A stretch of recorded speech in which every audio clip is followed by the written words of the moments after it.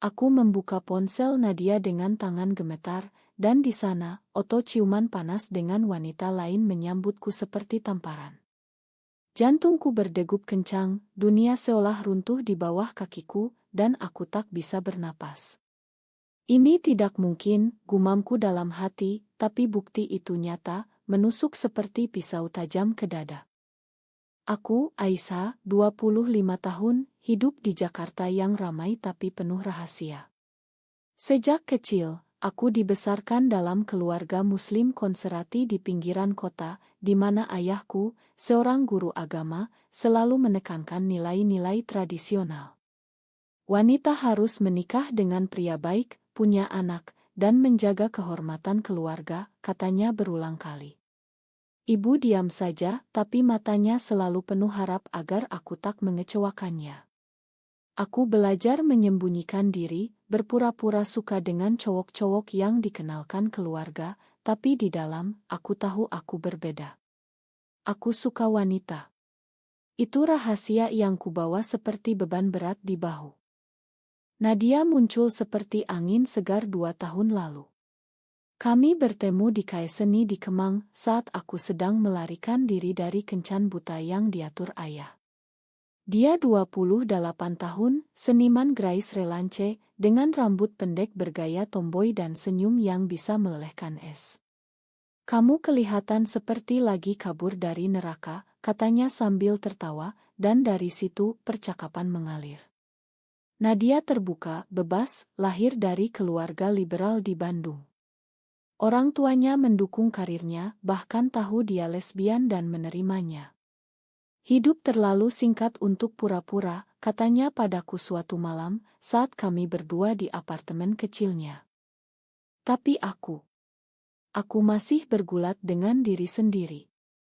Setiap kali kami bertemu, hatiku berbunga, tapi pikiran dipenuhi rasa bersalah. Apa yang kulakukan ini dosa, tanyaku pada cermin setiap pagi. Keluarga tak tahu, teman-teman tak curiga. Nadia sabar, tak pernah memaksa, tapi hubungan kami semakin dalam. Kami berbagi mimpi, tawa, dan rahasia. Aku mulai berpikir, mungkin ini jalan hidupku. Tapi Otto itu. Oh Tuhan, Otto itu menghancurkan semuanya. Aku duduk di lantai kamar mandi, ponsel Nadia masih di tangan. Dia sedang mandi, tak tahu aku meminjam ponselnya untuk cek email kerja. Kenapa aku harus curiga, gumamku? Akhir-akhir ini, Nadia sering pulang larut, bilang ada proyek mendadak. Aku percaya karena aku mencintainya. Tapi sekarang, Otto wanita itu, rambut pirang, senyum genit, membuatku mual. Captionnya, malam indah dengan kamu, sayang. Tanggalnya 2 minggu lalu, saat aku bilang aku harus pulang ke rumah orang tua untuk acara keluarga. Pikiranku berputar liar. Apa aku tak cukup baginya? Atau ini balasan karena aku tak berani terbuka? Aku ingat malam kami pertama kali berciuman, di balkon apartemennya, di bawah langit Jakarta yang berbintang. Aku tak mau kehilanganmu, katanya. Tapi sekarang kebohongan ini seperti racun. Aku ingin berteriak, tapi suaraku hilang. Nadia keluar dari kamar mandi, handuk melilit tubuhnya, dan melihatku dengan mata lebar. Aisyah, kenapa kamu pegang ponselku? Aku melempar ponsel itu ke arahnya, air mata mengalir. Siapa dia? Siapa wanita itu? Suaraku pecah. Nadia memucat, tapi tak langsung menjawab. Dia duduk di sampingku, mencoba pegang tanganku, tapi aku menariknya. Itu bukan apa-apa. Hanya teman lama. Bohong. Matanya tak bisa bohong. Teman yang kamu cium seperti itu. Kamu bilang kamu mencintaiku, jeritku. Kami bertengkar hebat malam itu. Nadia mengaku wanita itu mantannya, mereka bertemu lagi karena proyek bersama. Aku tak bermaksud menyakitimu, Aisyah. Aku cuma kesepian. Kamu selalu ragu-ragu, tak mau komitmen penuh karena keluargamu. Kata-katanya seperti panah. Benar, aku ragu. Setiap kali Nadia ajak tinggal bersama, aku tolak, takut keluarga tahu. Jadi ini salahku, tanyaku, hati hancur. Bukan, tapi aku manusia, Aisyah. Aku butuh kepastian. Aku pergi malam itu meninggalkan apartemennya dengan hati compang-camping. Di jalan, hujan deras mengguyur Jakarta, tapi aku tak peduli. Pikiranku penuh pertanyaan, apa aku pantas dicintai jika aku sendiri tak berani mencinta sepenuh hati? Aku pulang ke rumah orang tua, berpura-pura semuanya baik. Tapi di kamar, aku menangis diam-diam. Nadia menelepon berkali-kali, tapi aku tak angkat. Mungkin ini akhir, pikirku. Tapi bagian dalamku berteriak, tak mau kehilangan dia. Keesokan harinya, ayah memanggilku ke ruang tamu. Aisyah, ada yang ingin kubicarakan. Hatiku berdegup. Apa dia tahu? Ternyata, dia mengenalkan anak temannya, seorang pemuda bernama Rea, dokter muda. Dia baik, cocok untukmu. Kalian bisa kenalan. Aku tersenyum paksa, tapi dalam hati, aku berpikir tentang Nadia. Aku tak bisa terus begini. Aku harus memilih. Tapi memilih berarti menghadapi badai. Hari-hari berikutnya, Nadia datang ke kantorku, memohon maaf. Aku salah, Aisyah. Aku tak mau kehilanganmu. Matanya merah, seperti tak tidur. Aku ingin memeluknya, tapi ingat keluarga. Bagaimana jika kita ketahuan? Ayah akan usir aku. Nadia menggeleng. Kita bisa pelan-pelan. Aku akan tunggu. Tapi keraguan masih ada.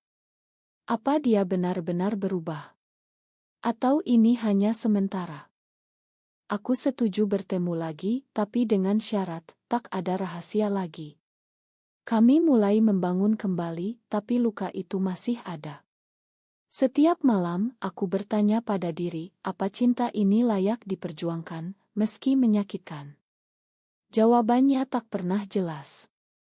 Beberapa minggu setelah pertengkaran itu, aku mulai merasakan beban yang lebih berat. Nadia berusaha keras membuktikan kesetiaannya, mengirim pesan setiap pagi, menelepon malam-malam, bahkan datang ke rumahku diam-diam, tapi di dalam, aku tak bisa lupakan Otto itu. Setiap kali melihat dia, bayangan wanita lain muncul, membuatku ragu. Apa aku bisa percaya lagi, gumamku saat sendirian. Rasa cemburu seperti ular yang melilit hati, tak mau lepas. Keluarga semakin menekan. Ayah sering bicara tentang pernikahan. Umurmu sudah 25, Aisyah. Jangan tunda lagi.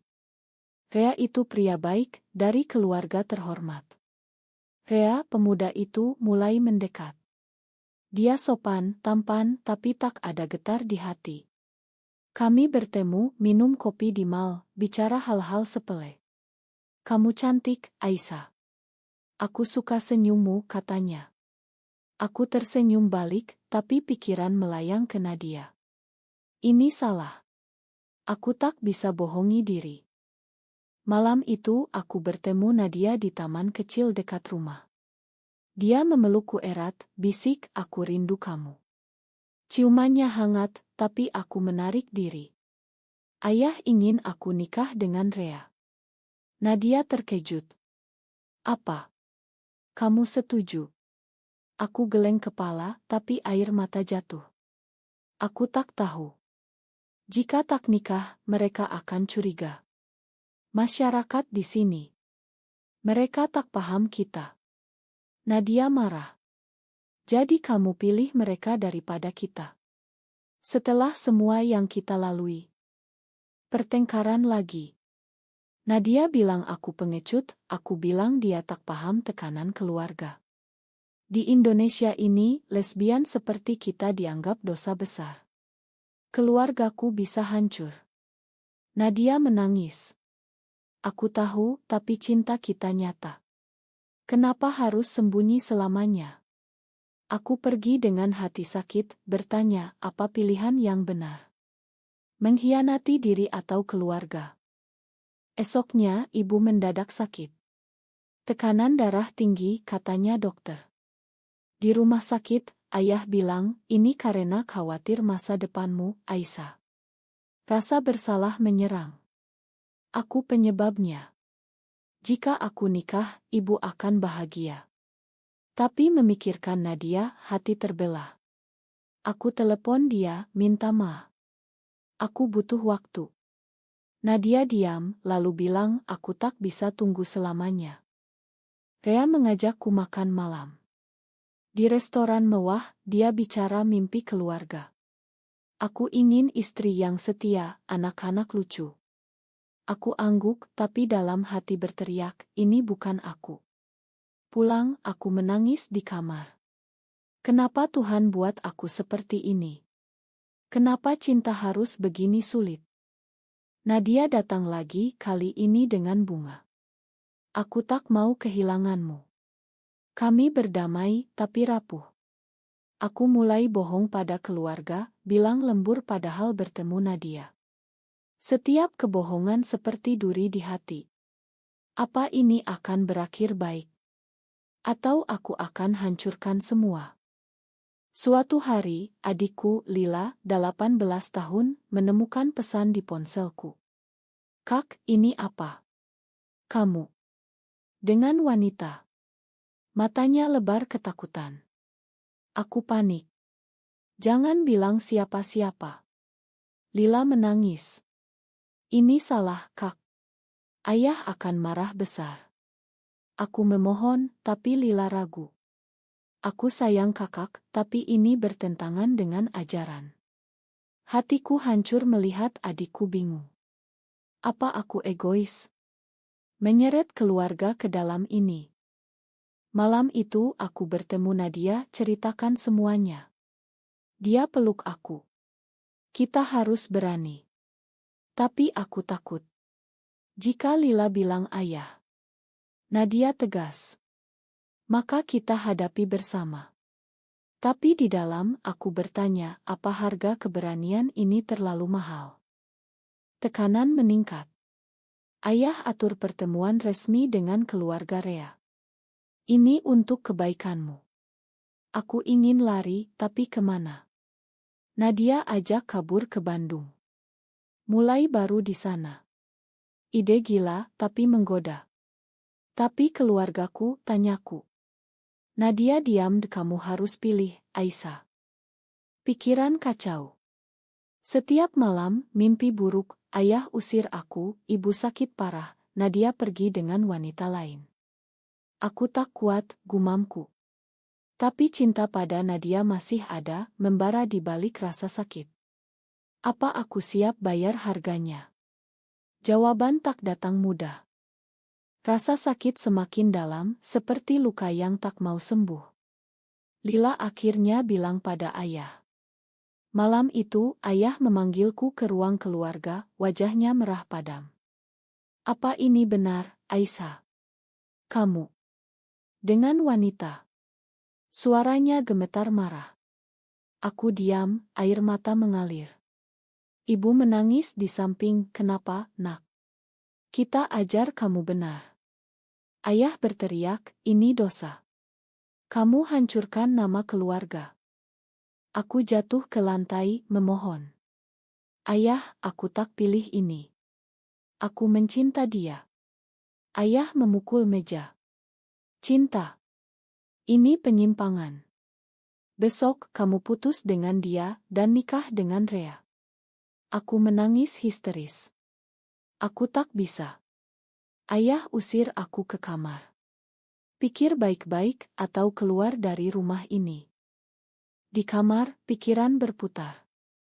Apa aku monster? Kenapa keluarga tak paham? Aku telepon Nadia, ceritakan. Dia marah. Datang ke sini sekarang. Aku ragu, tapi akhirnya pergi. Di apartemennya, Nadia peluk aku erat. Kita lawan ini. Tapi air mataku tak berhenti. Ayah benci aku sekarang. Ibu sakit karena aku. Malam itu kami bicara panjang. Nadia cerita masa lalunya, keluarganya dulu juga tolak, tapi akhirnya terima. Butuh waktu, Aisyah. Tapi aku putus asa. Di masyarakat kita, ini tabu. Teman-teman akan jauhi, kerjaan bisa hilang. Nadia tegas. Cinta kita lebih penting. Tapi di dalam, aku bertanya, apa benar? Atau aku egois? Keesokan, ayah datang ke kantor, paksa aku pulang.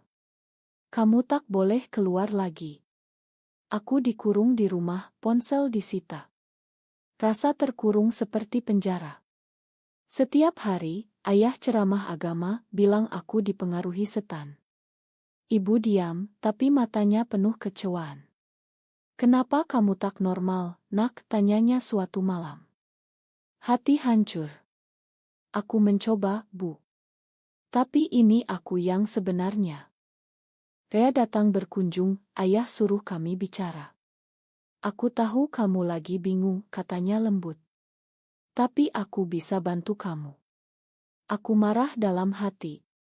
Kamu tak tahu apa-apa. Tapi aku diam, takut. Pikiran, mungkin nikah dengannya bisa selamatkan keluarga. Tapi apa aku bahagia? Nadia coba hubungi lewat teman. Pesannya, aku tunggu kamu. Rasa rindu menyiksa. Malam-malam aku menangis diam, ingat saat-saat indah dengan dia. Kenapa harus begini? Apa Tuhan benci aku? Doa tak lagi tenang, penuh pertanyaan. Akhirnya aku kabur. Malam hujan, aku lompat jendela, lari ke apartemen Nadia. Dia buka pintu, peluk aku basah kuyup. Akhirnya kamu datang. Kami menangis bersama. Aku pilih kamu, kataku. Tapi pagi harinya, polisi datang. Ayah lapor aku hilang. Kamu dewasa, tapi keluarga khawatir, kata polisi. Aku dipaksa pulang. Di rumah, ayah lebih marah. Kamu pilih wanita itu daripada kami. Aku berani, ya, ayah. Karena aku mencintanya.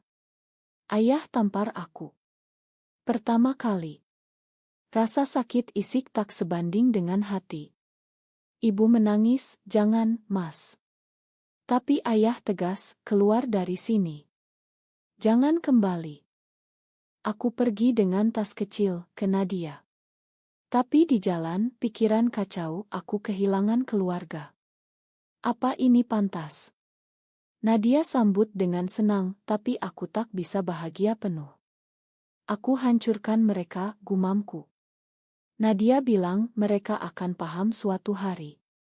Tapi keraguan tetap, apa jika aku salah pilih? Hari-hari berikut, kami hidup bersama. Tapi bayangan keluarga menghantui. Aku mimpi ayah sakit, ibu menangis. Apa aku monster yang tak peduli? Rasa bersalah makan dari dalam. Nadia coba hibur, tapi luka semakin dalam. Hidup dengan Nadia seperti mimpi yang retak. Kami tinggal di apartemen kecilnya, tapi setiap hari penuh ketakutan. Teman-teman mulai bisik-bisik, beberapa menjauh. Di kantor, rekan kerja curiga. Kamu tinggal dengan siapa sekarang? Tanya mereka. Aku bohong, bilang saudara. Tapi hati sakit, kenapa harus sembunyi seperti penjahat? Nadia berusaha positif. Kita bangun hidup baru. Dia ajak ke komunitas LGB di Jakarta, tapi aku takut. Jika ketahuan, reputasi hancur. Nadia marah. Kamu sudah kehilangan keluarga, kenapa masih ragu? Pertengkaran lagi. Karena aku tak siap bayar lebih, jeritku. Nadia diam, lalu bilang, mungkin kita butuh jeda. Kata itu seperti pisau. Jeda. Setelah semua pengorbanan. Aku menangis. Pikiran, apa dia bosan dengan keraguanku? Malam itu aku sendirian di soa, bertanya, apa cinta ini ilusi? Aku kehilangan segalanya untuk apa? Esoknya kabar buruk datang. Ibu masuk rumah sakit lagi, lebih parah. Lila telepon diam-diam, karena kamu, Kak. Ayah bilang jangan hubungi, tapi ibu rindu. Hati remuk. Aku ingin pergi, tapi ayah tak mau lihat aku. Apa aku bunuh ibu secara perlahan? Rasa bersalah seperti gelombang menenggelamkan. Aku cerita pada Nadia. Dia bilang pergi temui mereka. Tapi aku takut. Mereka benci aku. Nadia tegas, coba demi kedamaianmu. Aku pergi ke rumah sakit, sembunyi di koridor. Melihat ibu lemah, ayah di samping. Aku mendekat, tapi ayah lihat, pergi. Kamu bukan anakku lagi. Kata-kata itu hancurkan aku. Aku lari, menangis di jalan. Pulang, Nadia tak ada. Catatan, aku butuh ruang. Ma. Panik menyerang. Dia pergi. Karena aku. Aku cari kemana-mana, tapi tak ada. Pikiran gelap, semua karena aku. Aku tak pantas dicinta. Hari-hari sendirian, depresi datang. Tak makan, tak tidur. Kenapa aku lahir begini? Masyarakat tolak, keluarga usir, cinta pergi. Aku ingat masa kecil, saat ayah ajar salat, bilang Tuhan sayang semua. Tapi kenapa aku menderita? Doa jadi jeritan hati. Akhirnya, Nadia kembali. Aku bertemu mantan lagi, tapi sadar aku mencintaimu. Kata itu seperti tamparan kedua. Lagi. Kamu khianati aku lagi. Aku berteriak. Nadia menangis, aku lemah, Aisyah. Tekanan ini terlalu berat. Kami bertengkar hebat, saling tuduh. Kamu yang ragu. Kamu yang selingkuh. Tapi di akhir, kami peluk, Maman. Kita harus lebih kuat, kataku. Tapi luka tambah dalam. Apa ini siklus tak berujung? Pengkhianatan, Ma, sakit lagi. Ibu pulih, tapi ayah tak mau hubungi. Lila bilang, ayah bilang jika kamu berubah, boleh kembali. Berubah. Artinya tinggalkan Nadia, nikah pria. Apa aku lakukan itu? Demi keluarga. Godaan besar. Tapi memikirkan Nadia, aku tolak. Tekanan sosial meningkat. Di media sosial, gosip tentang lesbian di Indonesia, hukuman, diskriminasi. Aku takut. Apa kita aman? Tanyaku pada Nadia. Dia bilang selama bersama, ya. Tapi di dalam, aku bertanya berapa lama lagi aku tahan. Rasa sakit semakin menusuk, seperti api yang membakar jiwa. Puncak penderitaan datang seperti badai tak terduga. Nadia dapat tawaran kerja di Singapura, kesempatan besar. Aku mau pergi, Aisyah. Ikut aku. Matanya penuh harap. Tapi aku ragu. Keluargaku di sini. Jika pergi, selamanya hilang. Nadia marah, kamu selalu keluarga dulu. Apa aku tak penting? Pertengkaran terburuk. Aku bilang, kamu yang selingkuh 2 kali. Nadia balas, karena kamu tak pernah komitmen penuh. Kami saling lukai dengan kata-kata tajam. Mungkin kita tak cocok, katanya akhirnya. Hati hancur total. Jadi ini akhir, tanyaku, suara pecah. Nadia pergi keesokan harinya, tanpa pamit. Aku sendirian di apartemen kosong, menangis berjam-jam. Semua hilang. Keluarga, cinta, diri sendiri. Pikiran gelap datang, apa hidup masih layak? Aku ingat semua pengorbanan, pengkhianatan, sakit. Kenapa aku perjuangkan ini? Untuk apa? Beberapa minggu kemudian, aku coba hubungi keluarga. Ayah angkat telepon, tapi dingin. Jika kamu kembali dan nikah Rea, kami makan. Godaan kuat. Rea masih tunggu, bilang dia paham. Aku bisa bantu kamu lupa masa lalu. Tapi di dalam, aku tahu itu bohong. Aku tak bisa ubah siapa aku. Aku tolak. Ma, ayah. Aku tetap seperti ini. Ayah tutup telepon. Ibu kirim pesan diam-diam, aku sayang kamu, nak. Tapi ayah butuh waktu. Air mata jatuh. Setidaknya ibu masih ada. Aku mulai hidup sendiri, pindah ke apartemen kecil.